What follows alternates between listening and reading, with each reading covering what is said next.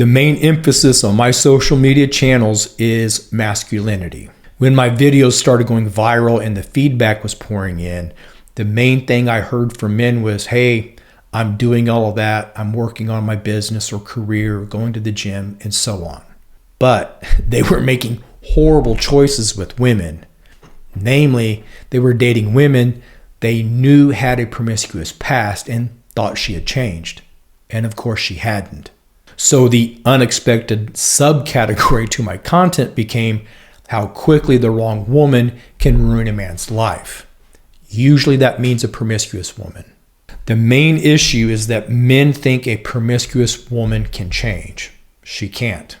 Most women eventually hit a point in life that they're so emotionally burned out that they do stop sleeping around as much as they once did. But that woman still has all of the underlying mental issues that caused her to be promiscuous in the first place. So there's two main things to understand about promiscuous women. First one, they possess no natural barriers to casual sex.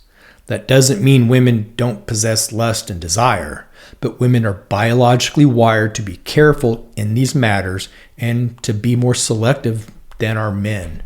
There's a well-known study done years ago that has been replicated since then, where 100 guys and girls on a college campus were approached by attractive members of the opposite sex and asked point blank if they were down for sex that same night. 0%. Zero. None of the women said yes. For guys, though, most agreed to sex that same night. No surprise there. So, first off, men and women are wired differently. Most guys are down for sex with a complete stranger. Women are not. Now, of course, it is fairly common for women, especially college girls, to hook up on a first night encounter. But unpacking the difference between a cold approach on the street and a first date is beyond the scope of this video. Point we're getting at here is that even among a female demographic known for being open to sexual experimentation, college girls, none were open to simply being asked for sex by a guy they had just met on the street, whereas most men were down for it. And that difference is why many men fail to understand that a promiscuous woman is operating well outside of her biological nature. Leaving aside personal morals and convictions, most men, at least at a certain age, have no problem sleeping with a woman they've never met before. So when they date a woman who has made a practice of sleeping with men they met an hour ago, the guy instinctively knows that's a huge red flag. But if she's hot enough anyway, he convinces himself it'll be okay based on his own male sensibilities regarding casual sex. Again, leaving aside morals and convictions, we're just talking about biological nature. For a woman to sleep with men she doesn't really even know means she has no real barriers to sex itself. The sex act itself is no big deal. If a woman has ever had a one-night stand, let alone made a regular practice of hooking up with men, that lack of natural barriers means she'll always be capable of such behavior under the right circumstances. And this is where a lot of people get caught up in the right and wrong of such behavior. But we're not talking about right or wrong, just human nature. I'm not putting a stamp of approval on men having casual sex with random women they just met when I point out it's in a man's nature to do so or to be open to it. A man having morals and convictions and overcoming those urges is a separate topic.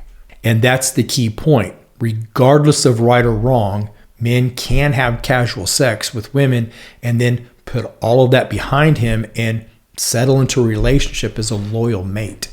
The casual sex he engaged in wasn't going against his biological nature. Women engaging in promiscuous sex cannot simply put it behind them. The psychological issues that caused her to be promiscuous in the first place are still there, even as she attempts to settle down and be a good girl. Now, I said there are two main things to understand about promiscuous women. The first is what I was just saying about her not possessing any natural barriers to the sex act itself. The second thing to understand is that Promiscuous women are incapable of forming emotional bonds of intimacy. It's a psychological issue, and no, researchers don't really know the root cause. Plus, so-called science has become so politicized, it's nearly impossible to find valid research where they're actually looking at the topic objectively. I'm not suggesting all promiscuous women have borderline personality disorder, but the only recent research I've read that addresses female promiscuity objectively is when they're looking at women with BPD. And what they describe fits the basic pattern of all promiscuous women. The sex act itself is no big deal, and they're unable to form real emotional bonds of intimacy. This inability to feel real connecting intimacy to one man causes them to constantly search out new men in order to feel something. This is why they hook up. It's a consistent source of new validation. It's like a drug. And it's why when they do date, they tend to blow up the relationship with their behavior, since once the newness wears off, they no longer feel validated. Craving that validation, they begin to seek it out and thus blow up the relationship. Men attempting to have a relationship with such a woman get sucked into it first by the enthusiastic sex and love bombing, which can be very sincere on the woman's part since he's new and the validation is real. But a few weeks or few months in, that feeling of validation wears off as she becomes accustomed to the man being around. This kind of woman is utterly incapable of feeling emotionally secure and sexually aroused at the same time. It's a large part of why she's promiscuous in the first place. Meaning, as soon as she feels that this guy isn't going anywhere, she's in an actual relationship, her arousal drops like a rock. And depending on where she's at in her life, she'll either begin to seek out other men or she'll hang on to the boyfriend for the sake of security. Problem with hanging on for security alone is that she still doesn't feel validated by this guy. And those underlying mental issues are still there. This causes her to crave the attention of new men. From there, if the relationship continues, it's a cycle of hot and cold from the woman.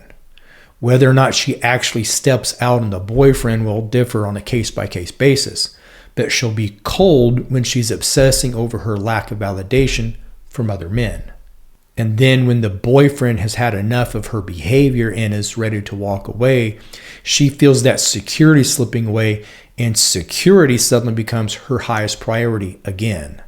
This has her hot and love bombing again, and the unsuspecting man thinks they just had an argument and it's over and they'll just move forward. But they don't move forward. They're in a vicious cycle of hot and cold behavior as the woman vacillates between her promiscuous urges and her need for security. And I'll add a third thing to understand here that relates to her inability to form bonds of intimacy. Promiscuous women do not possess the normal emotions of other women. I've done probably close to 200 phone calls with men now, and every single man that's tried to date a promiscuous woman all report the same cold reptilian emotions from the woman. It just blows their minds how the women go from love bombing and enthusiastic sex to just being ice cold. This is because her need for new men isn't a simple matter of just lust. Think about it. Being promiscuous, especially in today's dating market, she's been with a lot of men. Somewhere in all of those men were some guys that really knocked her socks off. Meaning she's had really great sex before, and it still wasn't enough to cause her to settle down with that guy. Yes, a lot of those guys were just using her, but not all of them. Again, think about it. There's been dozens and dozens of men, sometimes even triple-digit numbers. The mathematical probability is that there were some men that would have settled into a relationship with her had she acted like a girlfriend. And finally, to the critique I always get on this topic on other platforms. What about the men? As in, what about promiscuous men?